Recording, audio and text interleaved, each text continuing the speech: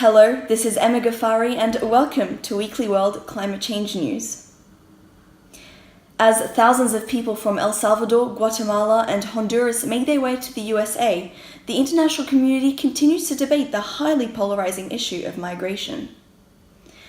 Alongside economic considerations, there has now been a push to recognize how environmental issues force migration and its future effects. The United Nations' first report on global migration is a step towards recognizing the interaction between these two global challenges. The latest report on monitoring the recovery of the ozone layer shows an improvement in the layer since the previous assessment in 2014. This is due to the internationally agreed actions carried out under the Montreal Protocol and Kigali Amendment 30 years ago. The Northern Hemisphere and mid-latitude ozone layer is scheduled to heal completely by the 2030s, the Southern Hemisphere by the 2050s, and polar regions by 2060. The environmental costs of meat consumption are becoming more visible every day. However, its complete elimination is not going to happen anytime soon. The search for a middle path has started, encouraging people to turn to sustainably produced meat and alternative options. Pine Island Glacier, the fast-retreating glacier in Antarctica, lost another massive chunk of ice earlier this week. A 115 square mile section carved off the ice shelf, roughly 5 times the size of Manhattan. It eventually broke into smaller pieces one day after.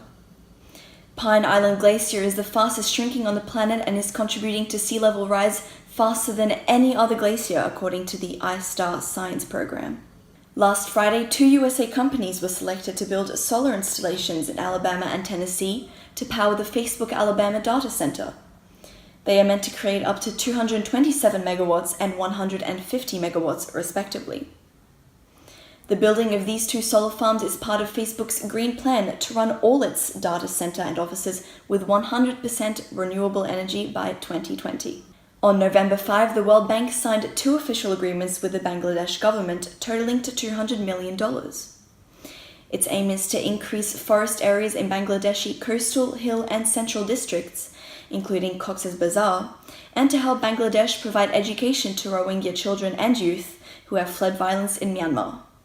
Researchers from the University of Queensland and the Wildlife Conservation Society have released a map showing that just 5 countries are home to more than 70% of the world's last undisturbed wilderness areas: Brazil, the USA, Canada, Russia, and Australia.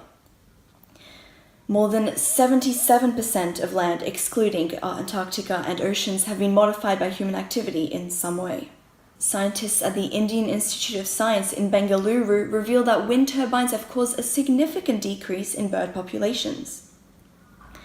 They say that in areas dominated by wind turbines, predatory raptor birds were 4 times scarcer than areas vacant of the machines. Due to the importance of the wind turbines in reducing the impacts of climate change, the scientists urged governments to reconsider the areas which should house the wind turbines and choose those where biodiversity can handle the changes. I'm Emma Ghaffari, and we hope you join us next week on Weekly World Climate Change News.